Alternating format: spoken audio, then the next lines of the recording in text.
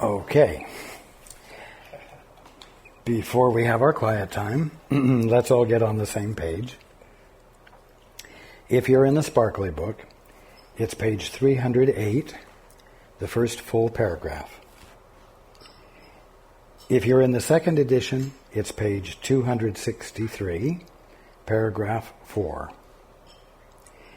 If you're in the first edition, it's page 245, the third full paragraph. And if you're in the JCIM, it's page 129, the fourth full paragraph.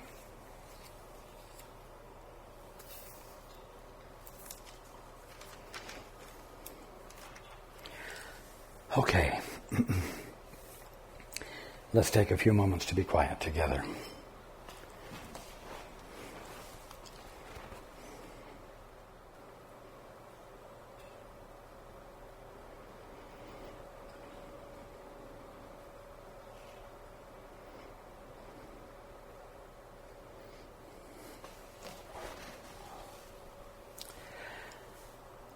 Okay. Good evening.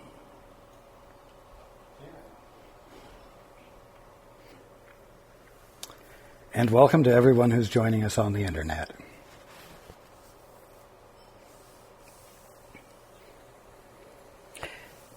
We've been talking about guilt. We haven't been talking about you or you or you or you or you or you or you or you or you or any of you as being guilty. We've been talking about guilt. And we've been talking about the fact and presenting it as a fact that guilt is just an idea which you employ or which you don't employ. It's a mean-spirited thought that you employ or don't employ. You apply it like pinning a tail on a donkey. You apply it to your friends and your enemies. And you apply it to yourself. And then you act as though what you've applied to yourself is real and valuable and valid. And when you do that, you immediately set up for yourself an expectation of a penalty being extracted from you. And you fear the penalty. And you keep yourself, yes, you keep yourself in an unforgiving state, an unforgiving, ongoing state of misery.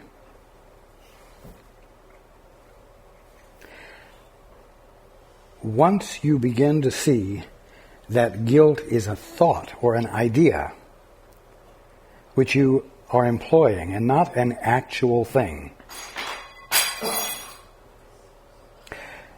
it will become clear to you that it isn't anything you can actually suffer from, and it isn't anything that you need to take seriously. That in fact it's something you can simply set aside. It is something that you no longer have to practice on yourself, and it's something that you no longer have to practice on everyone else.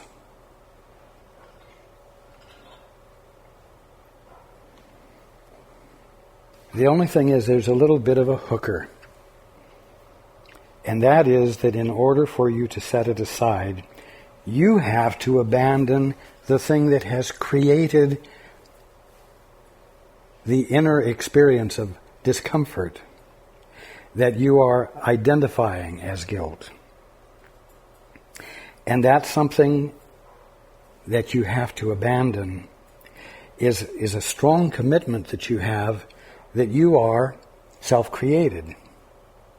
that you've just been born of a sperm and an egg, and that you're a physical embodiment of an organism of life, and that you're on your own. You're all by yourself. That you make up the rules, that you make your life what you want to make it, and it's all up to you.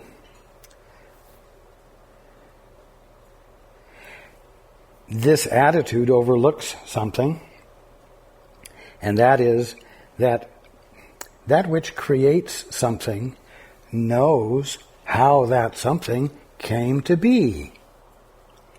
And you don't have the foggiest notion of how you came to be.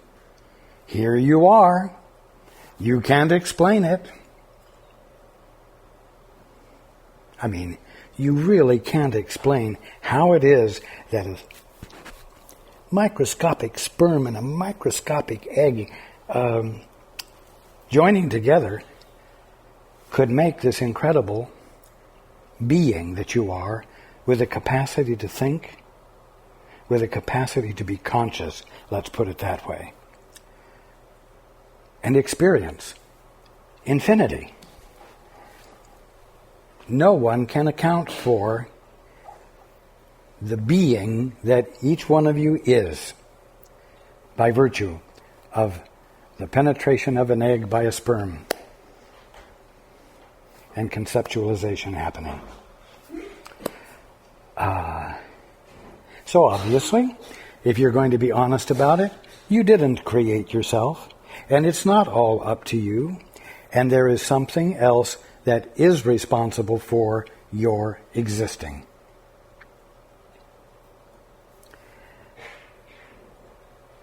The reason you feel uncomfortable, and you call the discomfort guilt, and you also call it fear, is because you are assuming a responsibility for your existence that cannot rest on your own shoulders.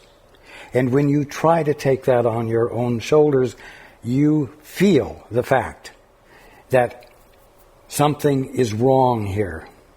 You can feel the fact that what you're trying to do isn't natural.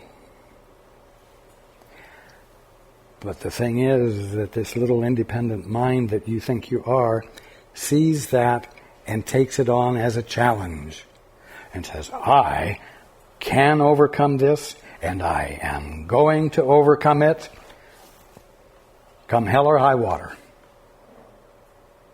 And sheer willfulness and determination comes into play, is brought into play by each one of you in an attempt to overcome this uncomfortable undercurrent of energy that you call either fear or guilt. Now, as we've been discussing for a number of weeks now, the only way to dissolve and get rid of that undercurrent is not by thinking better, is not by being better,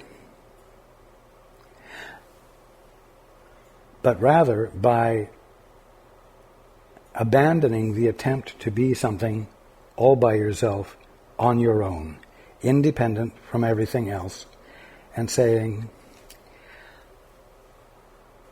if I didn't create myself, but I'm here, something must be responsible for my being here.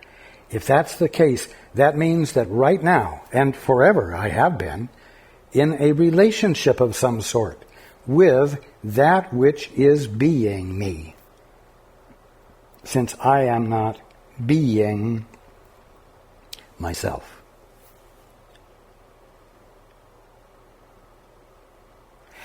This something that you're in partnership with, or that you are inseparable from, has been called many things, but the one that all of you are familiar with is the word God.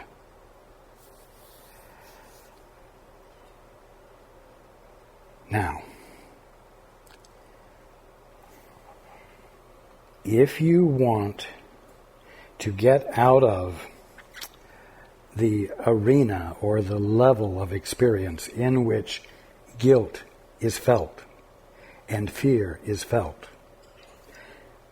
You simply have to abandon the idea or thought that you and you alone are responsible for your well-being and what your life will be and for your very existence. And abandon the responsibility that comes along with that thought. And say to whatever this something is that you are in partnership with, I yield to you. I yield to being in a partnership. I abandon my insistence upon autonomous independence and an autonomous or independent capacity to be creative all by myself.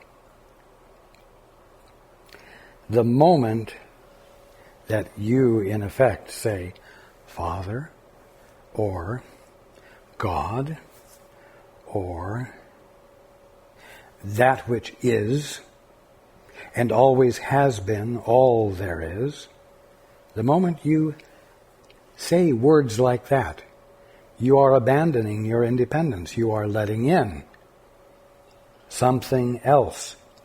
And when that invitation to active or conscious partnership instead of unconscious partnership,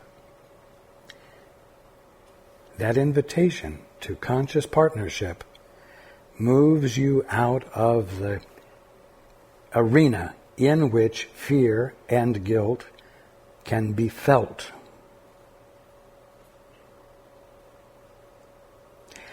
Whether what you were feeling guilty about has changed or not. Whether you have started thinking better thoughts or not.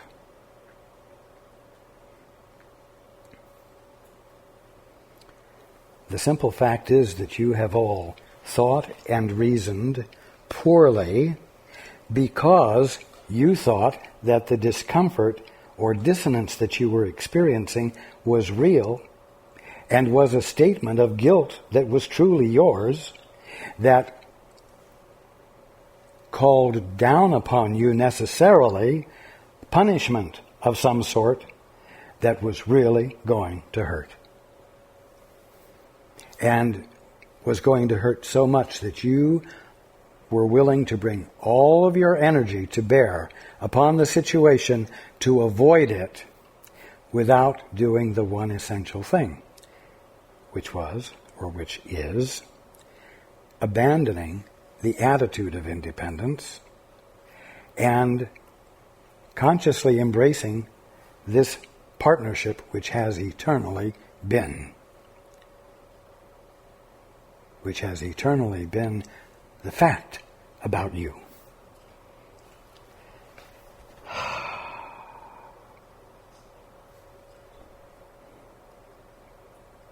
Now you all know, or most of you know, that if you meditate, it doesn't matter what state of mind you've been in before you sat down to meditate. If you were in a state of fear, if you were in a state of anger, if you were in a fit of jealousy, all of which were fully justifiable to you, if you sit down and meditate, all of them will vanish. For all of their justifiability, they are gone. And you are experiencing peace. And you have the interesting experience of discovering, and you don't know how it is you know it, but you discover and know that this peace you're experiencing is real, is something more actual about your being than the fear and the jealousy and the anger that you were experiencing before you sat down and meditated. You know that you have moved into, for lack of better words, a different space. in which fear and anger and jealousy and on and on and on are absent.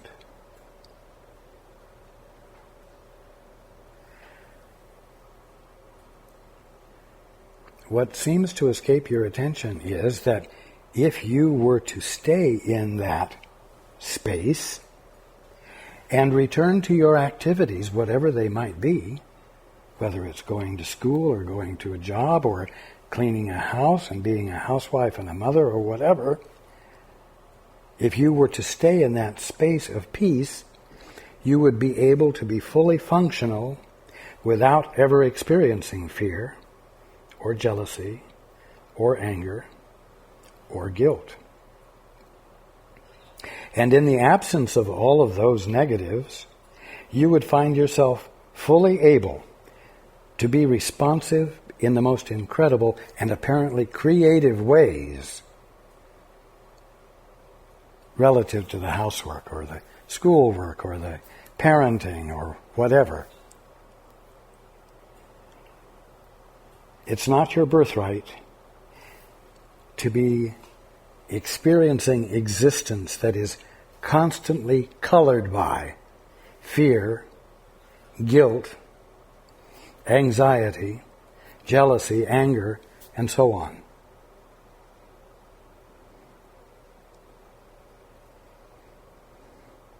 Now,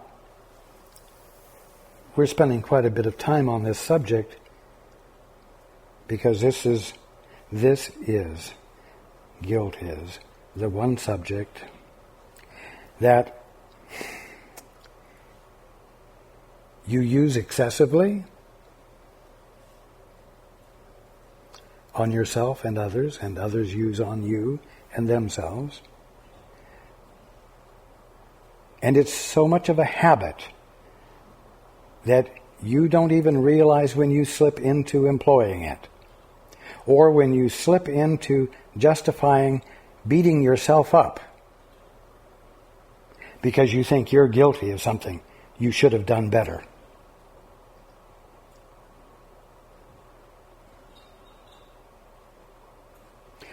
And yet,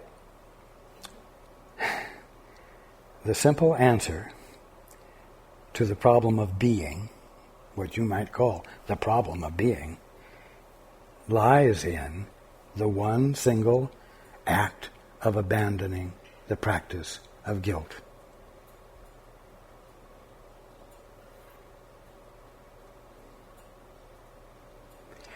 If you're not valuing guilt, and therefore are not employing it on yourself or on others,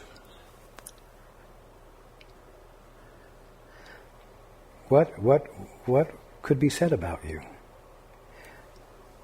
What could describe your state of existence? Well, a simple one word: forgiveness. If you're not employing guilt, you're being the state of forgiveness. In other words, you're being the absence of the employment of guilt, the exercise of guilt, the attack of guilt.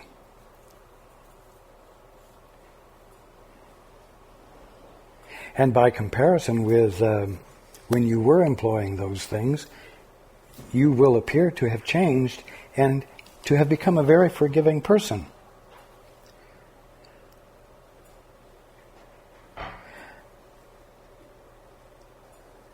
But let's understand something. The tendency is to believe that forgiveness is something you offer to somebody who really has been guilty. And you absolve them of their very real guilt by your great and grand generosity in your extension of forgiveness to them. And that is, pardon me, bullshit. Crap. It is stupidity.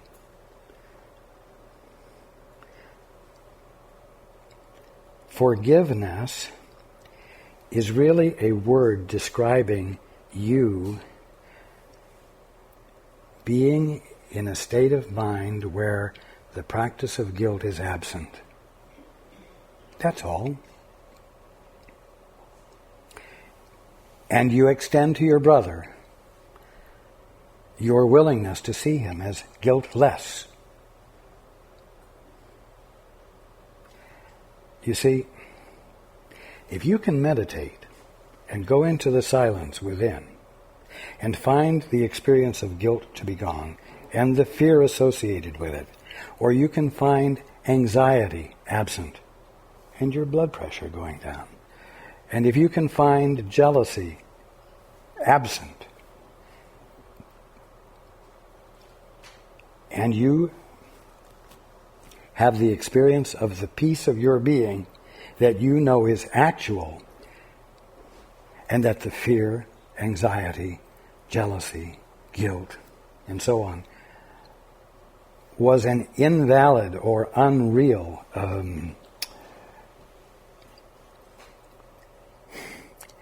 distorted mental experience,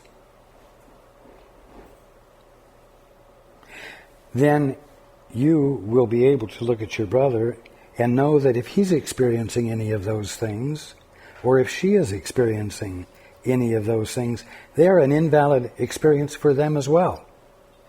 And they need to be free of it. And they can be free of it by being or becoming willing to abandon all attempts to be a really excellent, autonomous actor, creator of his experience, at the expense of his awareness of his creator, at the expense of his awareness of his oneness with his fellow man.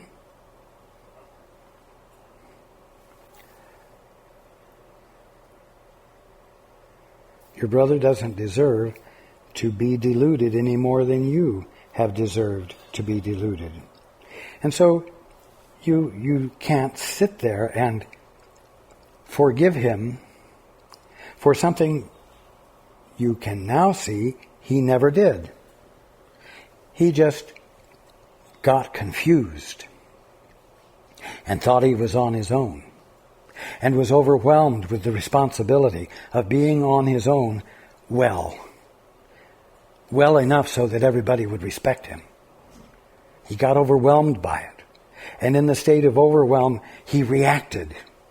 And his reactions didn't match the reality of what he really is, or of what his fellow man really is. And so he and his fellow man, you and your fellow man, have bounced off of each other's ideas of righteousness and thoughts of whether or not you're worth it or they're worth it.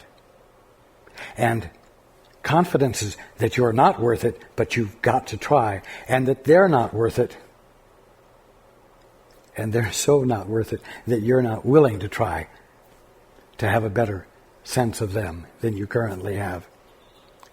And so you bounce off of each other negatively, and it's your misperception bouncing off of their misperception, and none of it will happen. None of it would happen if you hadn't adopted this idea that you and you alone, all by yourself, are the sole cause and creator of whatever your life becomes.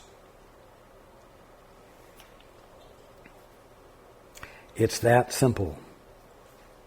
So when the Course teaches forgiveness, it does not mean that you're forgiving your brother for a very real guilt that he is subject to. You are rather standing without judgment, choosing to see your brother with the help of God's perspective, which is indelibly built into you, and simply neglecting to inflict guilt upon him or upon her. And if they still behave as though they are guilty, because they're so convinced that they are on their own and totally responsible for themselves, and it's too overwhelming a job for them, you can confidently and competently and lovingly stand with them and, for lack of better words, educate them out of it. Help them come out of their confusion. Because you can see they don't deserve to be suffering. They may need to change, but they can. And because they can, they don't need to be suffering forever. And they deserve your time and attention.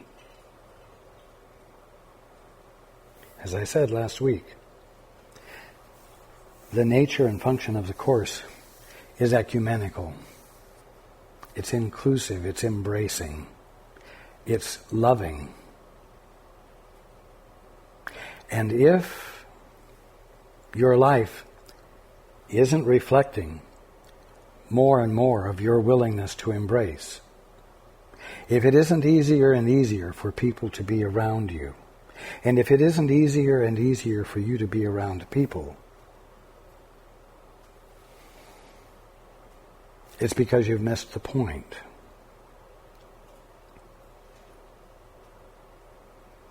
The point is brotherhood. The point is friendship. The point is communication and communion. The point is togetherness. The point is being without dissonance, without stress, without jealousy, without fear, without guilt. So that the experience of a relationship is at once peaceful and fulfilling.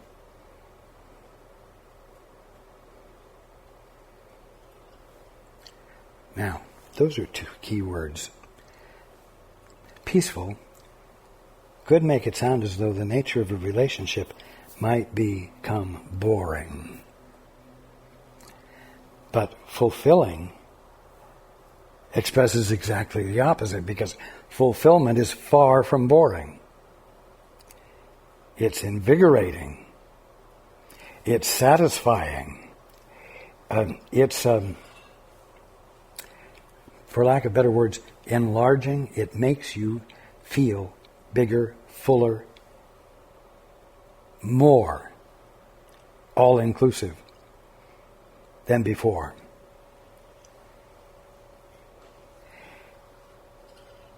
And this is the nature of relationships when guilt ceases to be employed.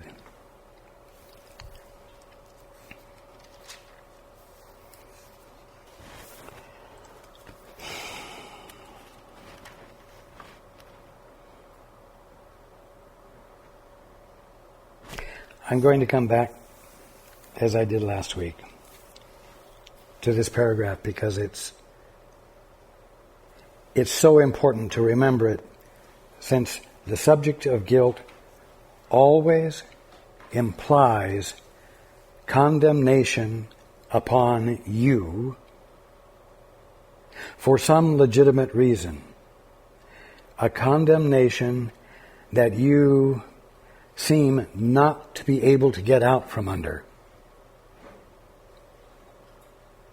Which is why it calls for such strenuous effort on your part to overcome this injustice.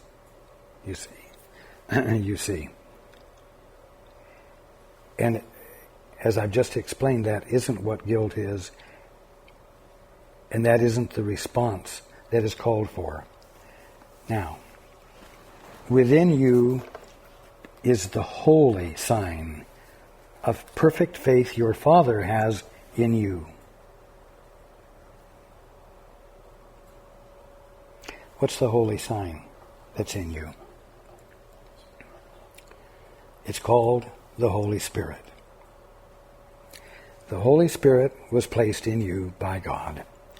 It is the holy sign of perfect faith your Father has in you. And you could say, in spite of how you have come to think about yourselves.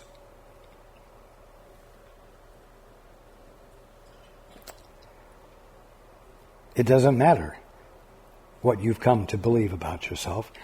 What you have believed cannot change what you were created to be.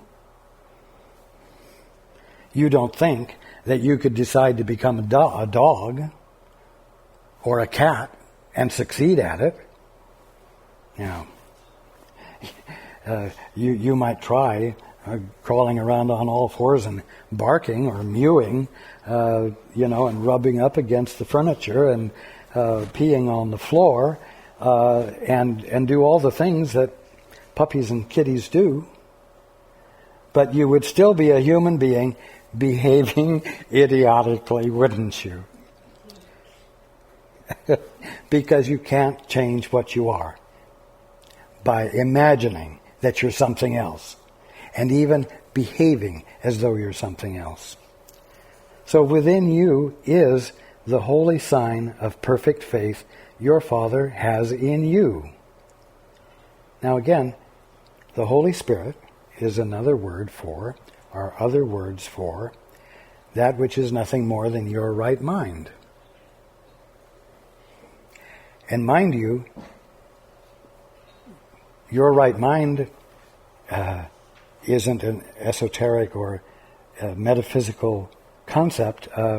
When you meditate and you come to that place of peace within yourself, where there is perfect quiet, you are experiencing your right mind, which is why the fear and the anxiety and the guilt and the jealousy and so on are absent.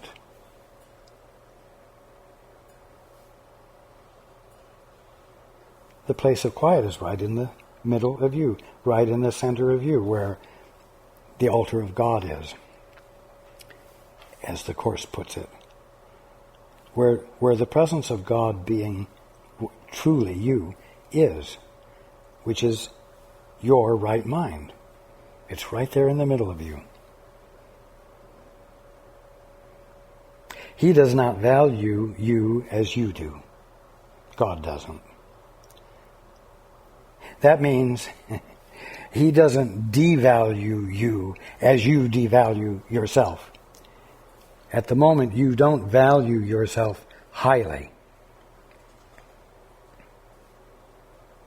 You value yourself lowly. And then you spend your lives struggling to get higher. When all the time that you have adopted this tiny stance and self-concept, you cannot accomplish that any more than you can accomplish becoming a dog.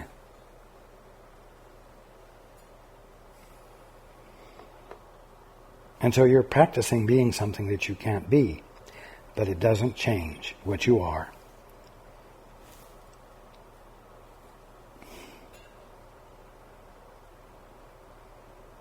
Can you see guilt where God knows there is perfect innocence, meaning in you? Well, you sure think you can. And you sure think other people can see it in you. And you sure can become upset about what you think they might do because they know you're guilty.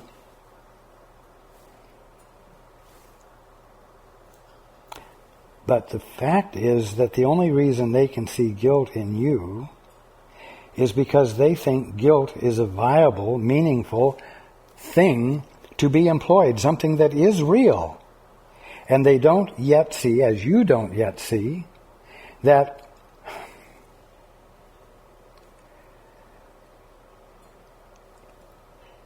it's a discomfort that everyone naturally feels when they try to do something they can't do, or when they try to be something they cannot be. And their innate sanity tells them, you cannot do this. You're trying to do the impossible. And it has a sensation that gets your attention. It's your sanity saying, stop trying to do this. You can't succeed. Give it up. Come back into your right mind. So, can you see guilt where God knows there is perfect innocence? Yeah, you can. You can deny His knowledge, but you cannot change it. You can believe and claim that you're guilty, but you cannot change the fact that you aren't. Look then, what? Upon the light He placed within you. And learn that what you feared was there has been replaced with love. You're all afraid that if you look within, you will find confirmation of your guilt. And it will condemn you to a state of existence that you will never be able to get out of. And so, of course, you don't want to look within. It's sort of like saying, you don't want to meditate. Because that's what looking within is. Meditating. And if you have meditated, you've found that when you've gone within, you haven't found confirmation of your guilt. You've been removed from the arena in which that seemed to be going on. And what you need to do is to hold on to that state of peace and insist upon going through your day being out from that place.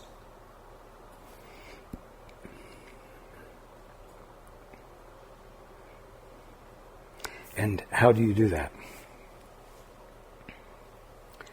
You say, Father, God, whatever word you want to use.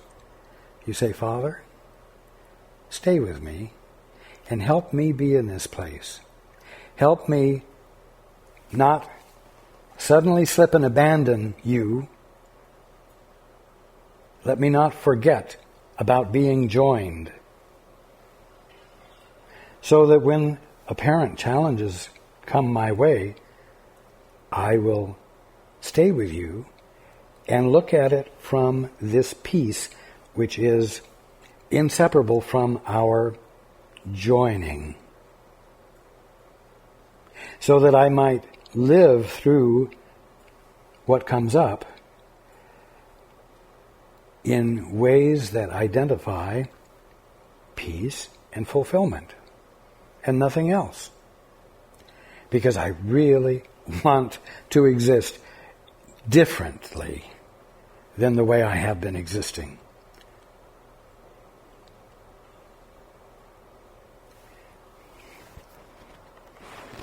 Now let's continue from where we left off last week. When you maintain that you are guilty, but the source lies in the past, you are not looking inward. Remember, past isn't really an existential part of time, just as the future is not. The past is memory, and the future is imagination. The only thing that you have as a conscious experience ever is the moment you're in, now. In the now, you may draw upon memory to remember the past and to remember the injustices and the hurts and to remember the mistakes you made and perhaps how they hurt other people and how, therefore, you are guilty. And you use the past as justification for penalizing yourself and causing yourself to be miserable now, when the past isn't going on. And where the call for penalty, for guilt, is non-existent. So, when you maintain that you are guilty, but the source lies in the past, you are not looking inward. If you were looking inward, you would be moving into the quiet place in you, your center. You would be meditating. And there you cannot find the past. All you can find there is an incredibly heightened experience of now.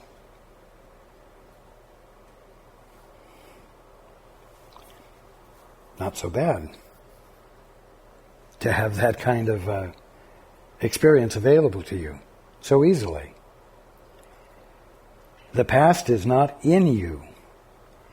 Your weird associations, mental associations, you're connecting together of ideas and memories to create a picture that justifies your being mad at yourself or justifies your being mad at somebody else. These, your weird associations to it, have no meaning in the present. Yet you let them stand between you and your brothers, with whom you find no real relationships at all. Well, look at you. The way you're behaving today is the way you behaved a year ago and the year before that and 10 years before that. Look at you. Your history convicts you now. And I'm going to hold you to whatever it is you're doing right now. I'm going to hold you to it with criticism, because not only is it a stupid thing to be doing now, it is a demonstration of the fact that you haven't learned anything for 10 years. You're just where you were 10 years ago, and you know what? I don't know if I want to continue having patience with you when you're obviously unwilling to learn.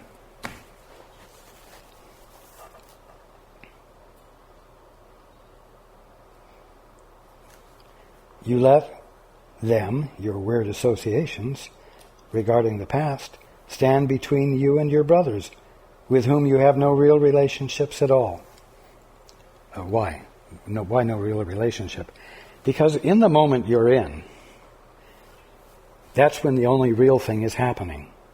That's when you are present with your brother, or your sister, or your wife, or your daughter, or your son, or your father, or your mother.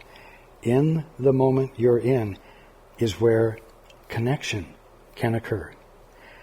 You cannot connect with them 5 minutes ago. You cannot connect with them a year ago.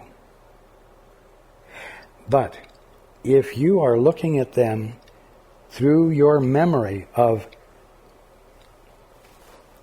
all of their past behavior that shows to you that they're unwilling to grow, you're not connecting with them at all. You're connecting with your picture of them, your assessment of them, and the judgments that you have applied to them because of the awful assessments you've been making about them. And so no real connection is occurring now. No real relationship. You let the past, your memory, stand between you and your brothers, with whom you find no real relationships at all, because you're not present with them in the moment where something really is happening. Can you expect to use your brothers as a means to, quote, solve the past, and still to see them as they really are? Can you reasonably expect to look at them through the lens of the past and at the same time connect with them now? That is an irrational thought. No, you cannot. Salvation is not found by those who use their brothers to resolve problems which are not there. are not where? Are not here, in the moment in which connection can occur. Further, if in the moment where connection can occur, each of you is taking the time to become centered, to become still and not employ memory or imagination, you will find yourself in your peace where judgment is absent, where the capacity to judge is absent, but where the capacity to love is fully present, where the capacity to be connected in peace and fulfillment exists as an actuality.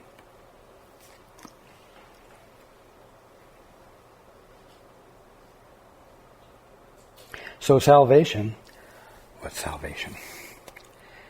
The experience of peace and fulfillment. The experience of joy. The experience of being conscious without conflict. There you go.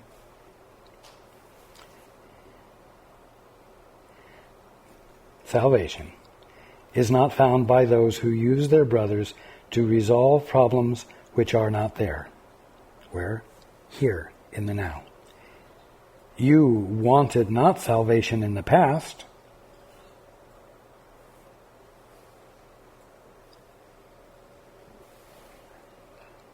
I would say that you always have wanted salvation. But to whatever degree you valued employing guilt and laying guilt trips on others and extracting penalties from them so you could get them to behave in a way that didn't upset your plans,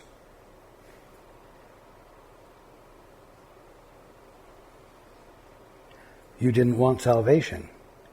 You wanted justice according to your terms of what justice meant, and you were willing to use guilt to accomplish it. You were willing to use guilt as the leverage, the force to get someone to do what you wanted them to do, whether it was good or not. So you didn't want salvation in the past because you preferred to employ something else. That's all there is to it.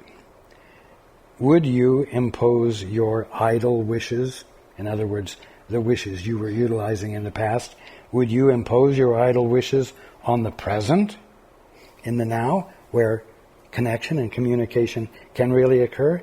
Would you impose your idle wishes on the present and hope to find salvation now? Well, I'm going to tell you that you all do. Today, you all have done it in one way or another. Whether you wanted to or not, whether that was ultimately what you wanted, it's second nature to you at the moment.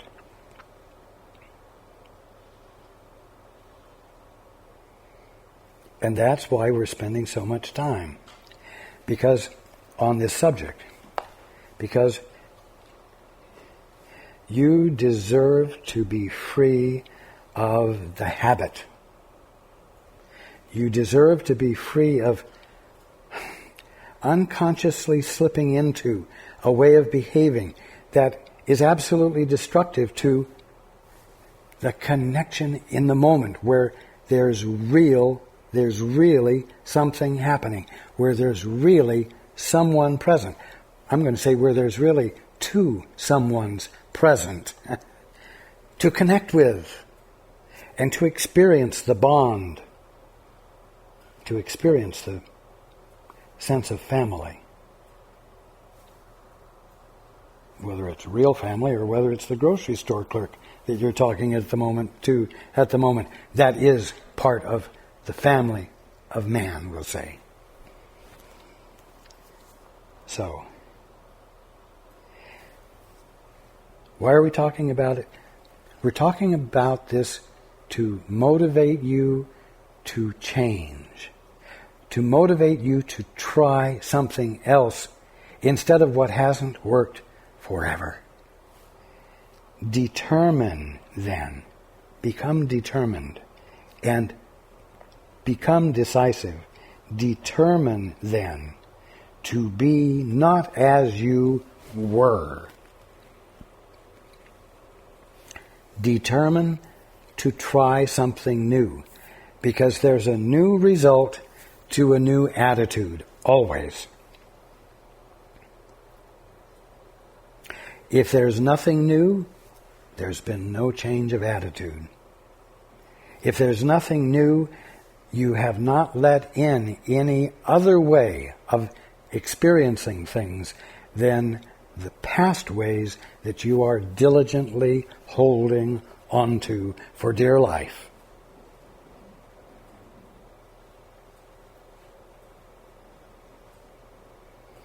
And which you are holding on to for dear life because you are afraid of the penalty that is going to come down on you, because you are guilty for something and you don't know what it is.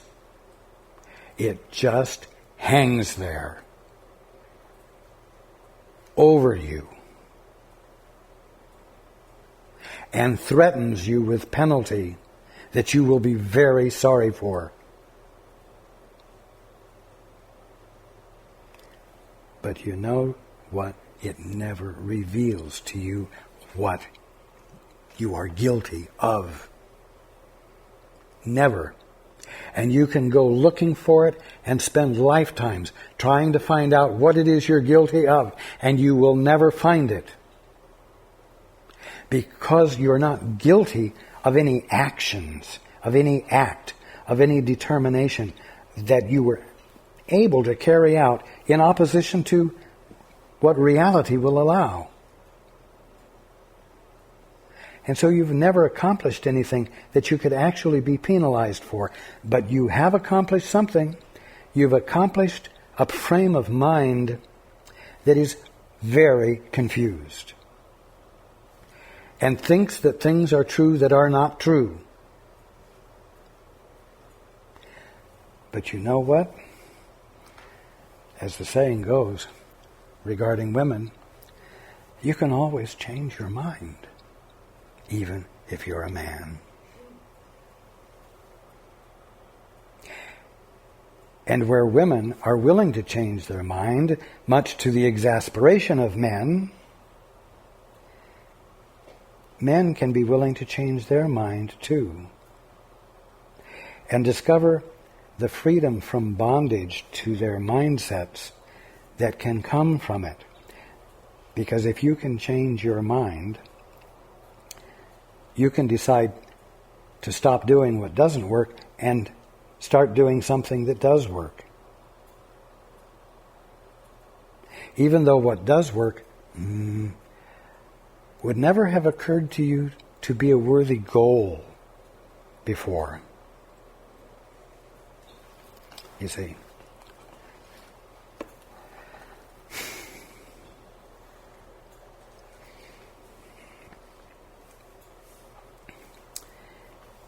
You have been taught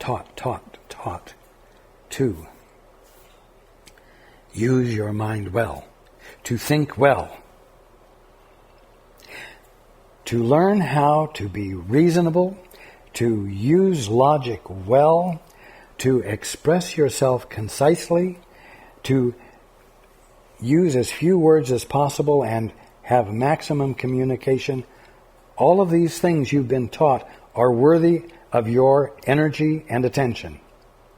They constitute goals that are significantly meaningful to you. But you know what? The moment you have a slight glimpse that maybe you're not an autonomous entity, and maybe you never were supposed to carry the whole burden of the creation of your life and the success of your life on your shoulders privately. The moment that begins to dawn on you, it becomes easy for you to change your mind and experiment. Hey, experiment. Try something new. See if it works. And try not thinking better, not thinking more efficiently, but not thinking at all. Now there's a goal that never would have occurred to you to be a worthy goal. And yet, when you meditate, you move into a place where you're fully, totally conscious, but you're not having a single thought. And in the absence of the noise of a thought, this silence is experienced as being infinite, huge, embracing everything.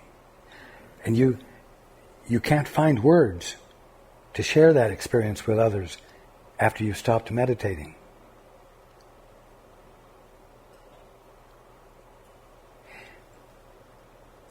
You have a whole new experience of what it means to exist, awaiting you when you dare to abandon the valuing and the employing of guilt on yourself or on your brothers and sisters.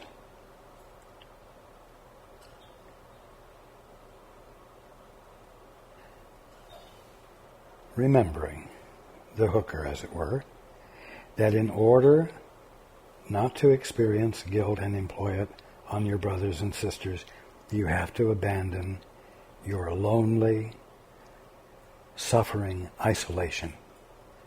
And you have to acknowledge this something that you have to be in partnership with if indeed you did not create yourself. So if you simply face the facts that you don't know how you created yourself and therefore you can't possibly have created yourself, and you just acknowledge that there must be something in addition to you, responsible for you, responsible for your existence, that moves you out of your isolation. That is the equivalent of meditating. And in that union, that partnering, let's say, with your Creator, you open up to yourself the means of being guiltless and of recognizing, realizing that your brother and sister and everyone and everything is guiltless. And you're able to have compassion upon your brothers and sisters who are still feeling guilty, because it's clear to you they don't need to be. And in the absence of your judgment on their insensitive and crazy behavior, because they are confused, in the absence of that judgment on your part, you find them worth giving your energy and attention to in helping them abandon their ignorance.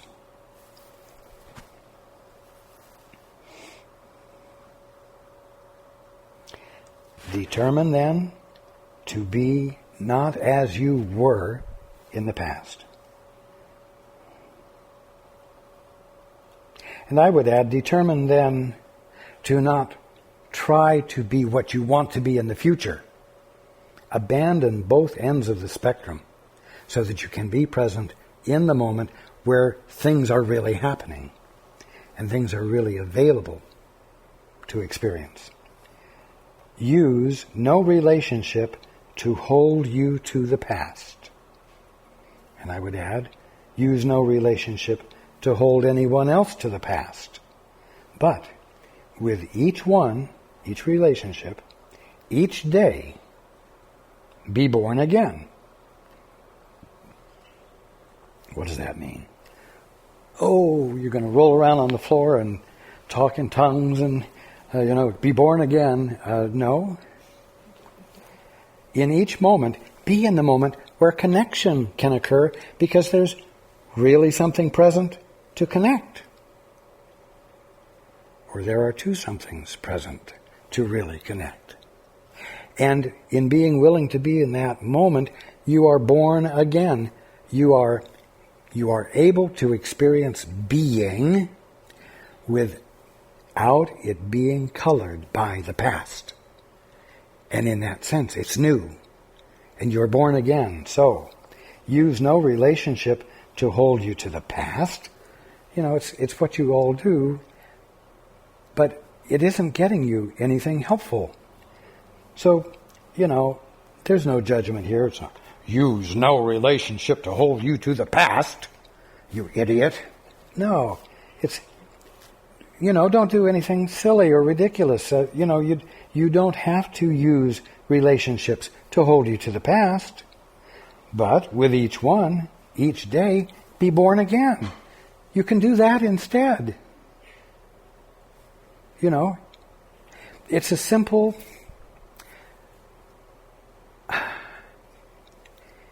penalty-less choice you have. It's grace.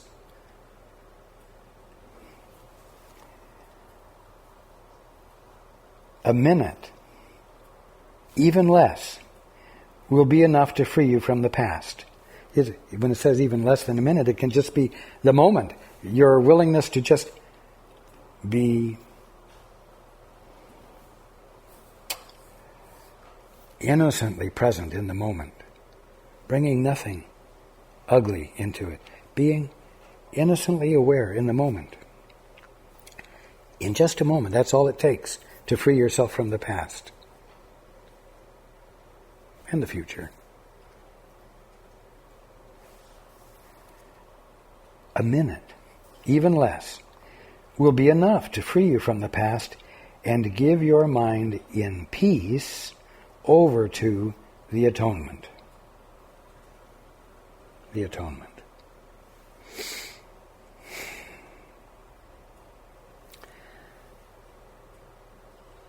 The transition or the transformation within you, in which you stop trying to be what you aren't and let yourself be what you are.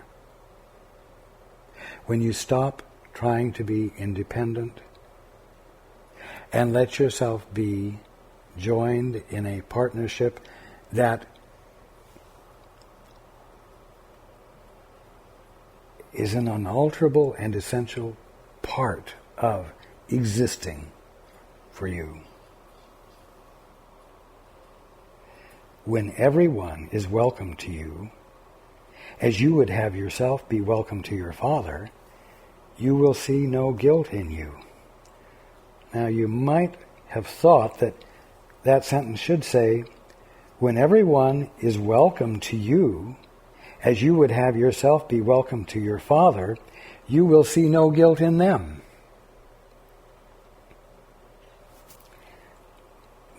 You see?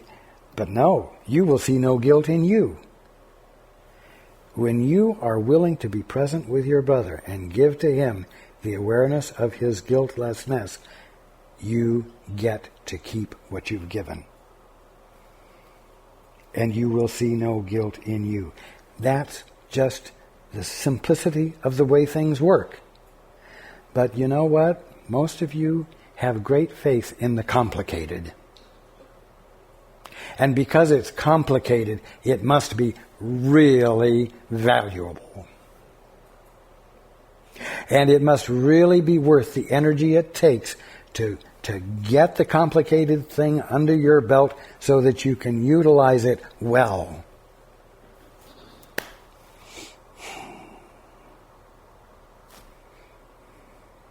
It's all in simplicity.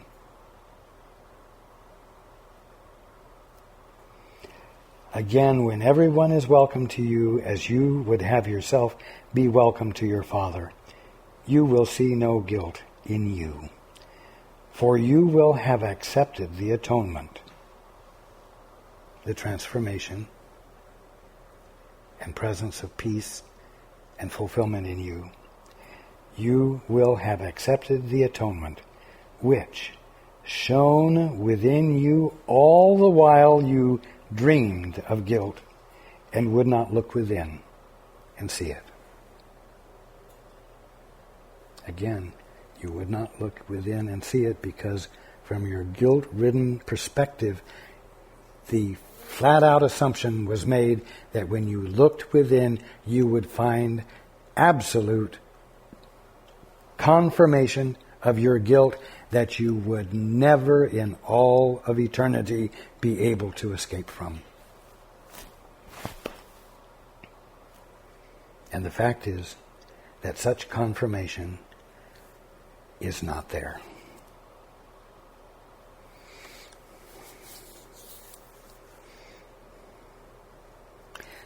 The truth about guilt is the most wonderful truth you can learn and embrace. It is what will finally transform the world.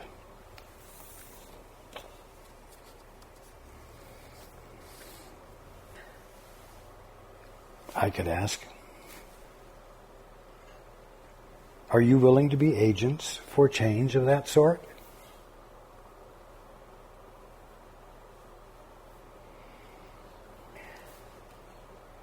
Well, let me ask this. Is it worth it not to be an agent for change of that sort if not being an agent for change of that sort means that you will never experience your guiltlessness? Is anything worth that?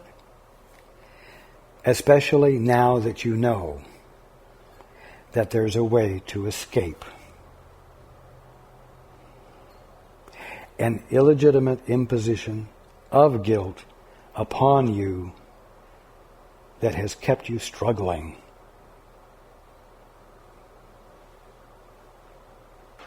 without resolve forever and ever, as long as you've employed it. So,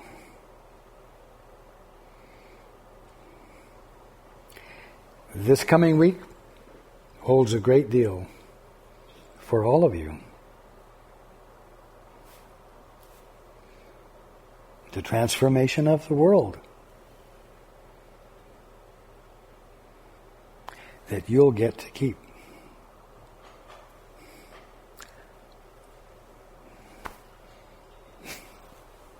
I am so happy for you. I want you to be happy for yourselves, because you deserve